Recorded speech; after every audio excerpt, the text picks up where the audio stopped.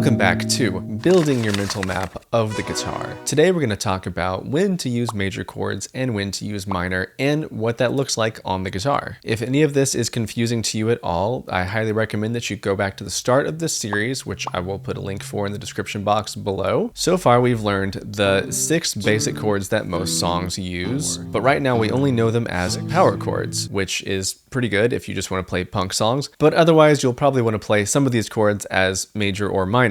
So how does major and minor work? Let's have a real quick music theory moment. Music theory moments happen on the piano because, let's face it, it just makes more sense than the guitar. The piano. Here's our scale. 1, 2, 3, 4, 5, 6, 7, and 1 again. 7 different notes. A chord is when you play more than one of these notes at the same time. A power chord is a chord, even though it's just 2 notes, 1 and 5. The next level beyond power chords are called triads because they have 3 notes. Those 3 notes are 1, 3, and 5. Why is it 1, 3, and 5? The simplest explanation is it just sounds good. We build the chord like this, basically skipping every other note, because if we didn't skip a note, it would sound dissonant, aka bad. See? So we do every other note using 1, 3, and 5, and it sounds good. There are definitely much better explanations that involve the physics of sound and the overtone series, but let's not get into all of that. Let's just say it sounds good and leave it there for now. So we've got a triad built on the 1. This is our 1 chord. And just like we took our power chord and moved it up the scale to get 6 power chords, 1, 2, 3, 4, 5, 6. We take this triad and move it up the scale to get our 6 triads. 1, 2, 3, 4, 5, and 6. Why does my finger keep doing that? Is that normal? Anyway, this is really easy to do on the piano in the key of C because we just play all the white keys. But really, these are not all the same chord. Some of them are major and some of them are minor. The way you know is by how far away the 3 is from the 1. So take a look at our C chord. Counting up from the 1 and including the black keys, we've got 1, 2, 3, 4 half steps, which would also be 4 frets on the guitar. That means it's a major third, which means this is a major triad. The 1 chord is major. Let's go to the next chord, the 2 chord. Counting up from its 1 to its 3, including the black keys, we've got 1, 2, 3. Only 3 half steps, or 3 frets. That means this is a minor third, which makes this a minor triad. So the 2 chord is minor. We can keep doing this for all 6 chords to find that our major chords are 1, 4, and 5, and our minor chords are 2, 3, and 6. See how happy this sounds? And how sad this sounds. Oh. So altogether, that's 1 major, 2 minor, 3 minor, 4 major, 5 major, and 6 minor. And so, nope, we still hate 7, sorry.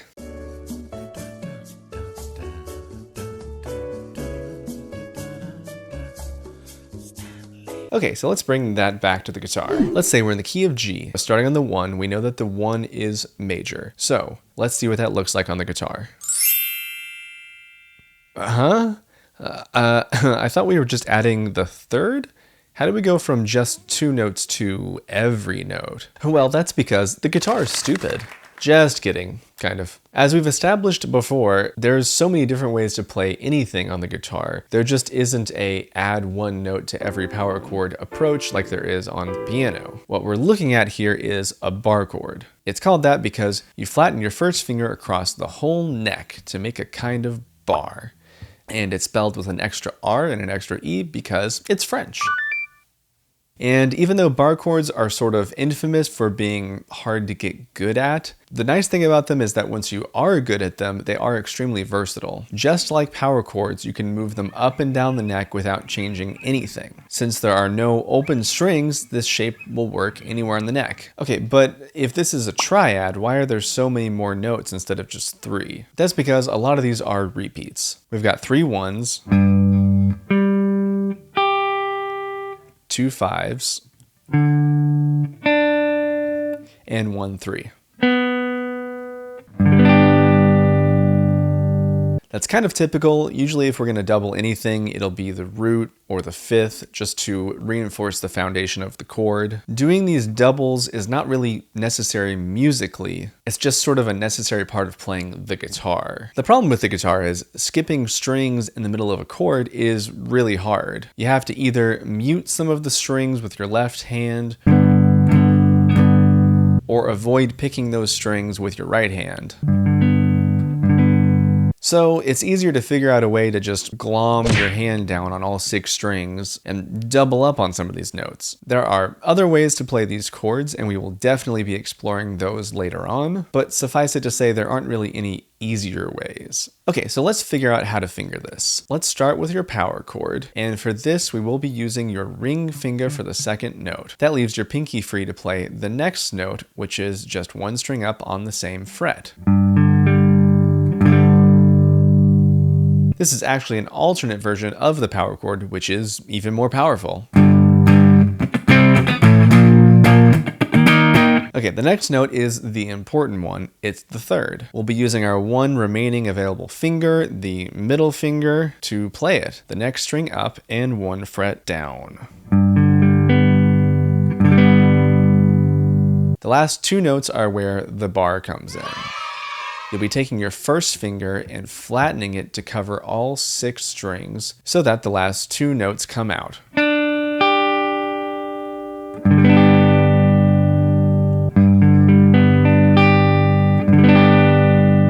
Now, if you have never played a bar chord before, what your instrument is going to be sounding like right now is going to be poo-poo. That's fine, that's very normal. You're probably thinking, this is literally impossible, stop joking around. But it is possible. You'll get there. A few things to keep in mind. Number 1, you don't actually need to flatten your finger across all 6 strings. You only need to hit the lowest 1 and the highest 2.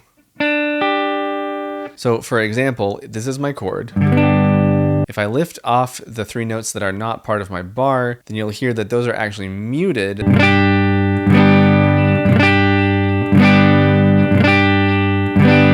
They're not all being held down like this.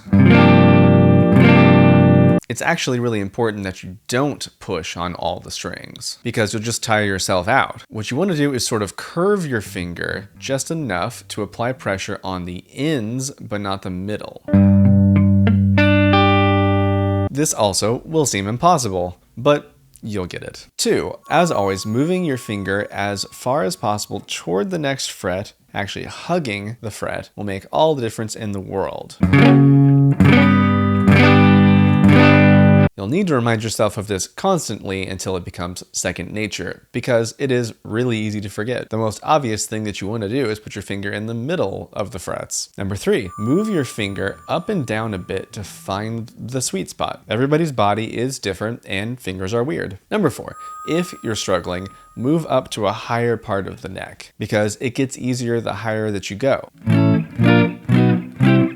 I mean, to a point, not up here.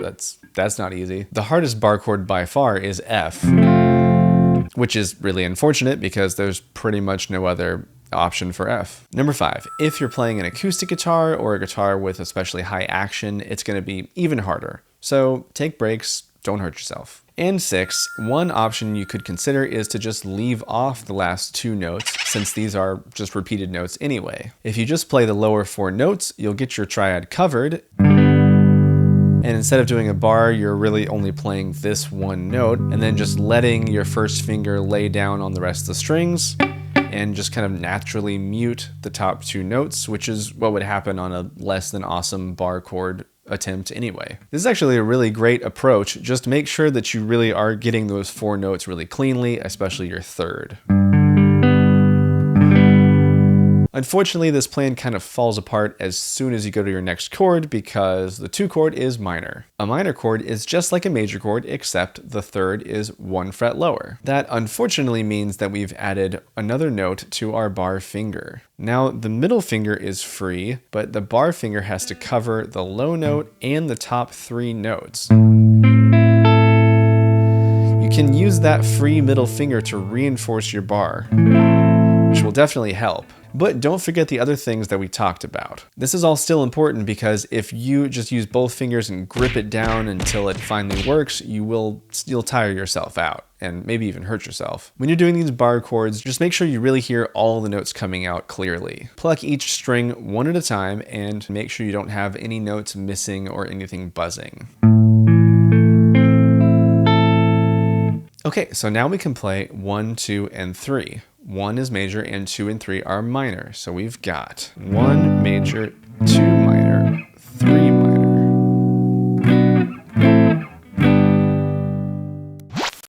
This video is brought to you by Guitar Note Atlas. Have you ever wanted to just know where the notes are on the guitar and didn't want to sit through a bunch of boring videos to learn? Just cut to the chase and tell me already. There's an app for that. It's called Guitar Note Atlas, and it shows you where all the notes are on the guitar. It's also the basis of all these little diagrams that we made for this video. Kind of. Guitar Note Atlas is available for iPhone and iPad. Sorry, no Android yet. Sorry, it's coming. It's coming. I promise. It has lots of helpful diagrams. You can zoom in and show different positions. You can zoom out and see the whole neck. You can do bass. You can do left hand. You can flip it upside down. And there's a list of scales and pentatonics and lots of weird modes and stuff for all you weirdos. Guitar Note Atlas, available in the App Store, Apple App Store. It's not free. Sorry, it's just a few dollars. Come on, calm down.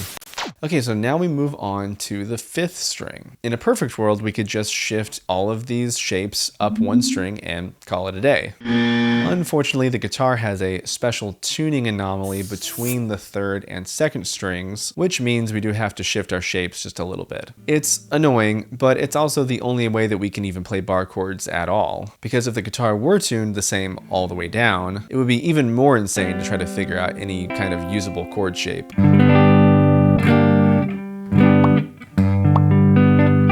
Very hard.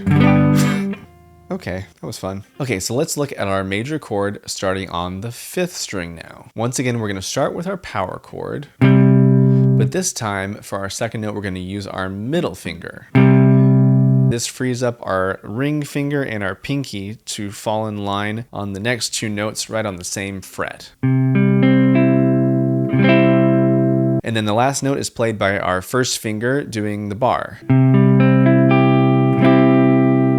So yeah, this is a stretch and not that fun to play. One special alternate version of this is just to forget all that stuff and just flatten your ring finger down on all 3 of these notes.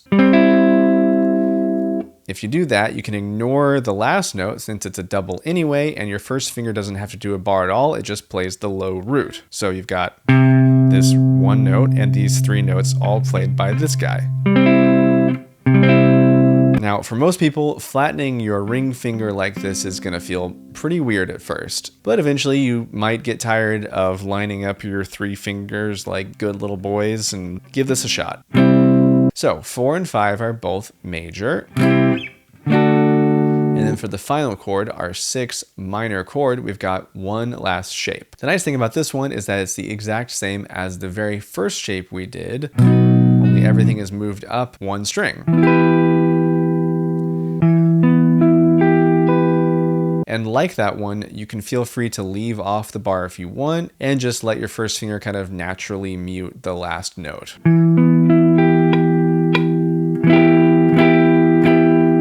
Altogether, we've got 1 major, 2 minor, 3 minor, 4 major, 5 major, 6 minor, and then back down, 6, 5, 4, 3, 2, 1.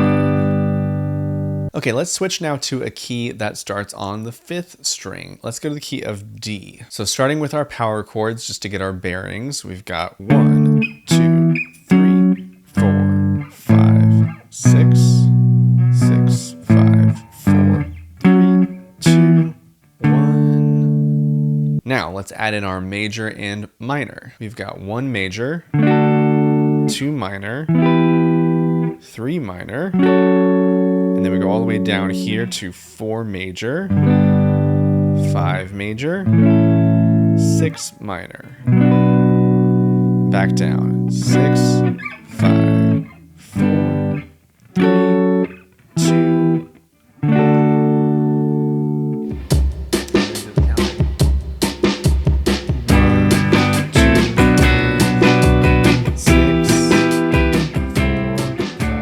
So, you know the drill, we're gonna do this in all keys. Just like before, we're gonna practice these, not just up and down the scale, but different patterns. Definitely wanna practice with a metronome, or even better, like a drum beat of some kind. Try some different strumming styles. See if you can be musical while you do it. And one thing I wanted to mention on that subject, sometimes people have asked me what my practice routine is like. I think I explain things in a very methodical way, and I encourage you to practice that way because I think it's the best way to improve. But in reality, I've never been great at sticking with a practice routine. I love writing out practice plans and starting them, but inevitably I will get distracted at some point and go down a rabbit hole that I never intended to. I spent a while wishing that I wasn't that way, but I kind of look at it differently now. I feel like the purpose of music is to find things that turn your ear, whether or not you fully understand why that is. If you're practicing these patterns and you accidentally mess up and do something you didn't mean to, but you like the way that it sounds, that's pretty much a gift. That's sort of what you hope happens when you're on your instrument. So by all means, go down that path and see where it goes. And on that note, in a more general way, there are no rules to any of this. This is art. You can do whatever chords you want, and so often when a song does something weird or different or even wrong, that's what makes it good. Everything that we've talked about today is simply what naturally occurs when you build chords from a major scale. It's like red, yellow, and blue are the primary colors. This is the very basic stuff upon which other things can be built. By no means is this meant to be a limitation. The major scale itself is only one way to organize these 12 notes. And these 12 notes are only one way to organize music in the first place. So it's always good to keep an open mind. But what I like about this major scale system is that it kind of gives you something to attach everything else to, like an anchor. Just like we're always relating everything back to the root to keep track of where we are on the guitar neck, we can relate any other more complicated chords back to these most basic 6 chords to kind of compare and keep track of where we are. So that's it for now. Let me know what you think, any questions that you have. We're gonna keep building our mental map as we go along in this series. If you're new to this channel, I've got a bunch of other videos on here, a series all about rhythm, some random cooking combined with music videos, pedal exploration, which is a series all about guitar pedals, a video literally just about how the guitar is hard. And there's a ton more stuff on my Patreon page, which you can check out at patreon.com/ChrisMcQueen if you want to support this channel and potentially get your name in the credits, which is definitely a really big deal. Don't forget to like and subscribe, and I'll see you next time.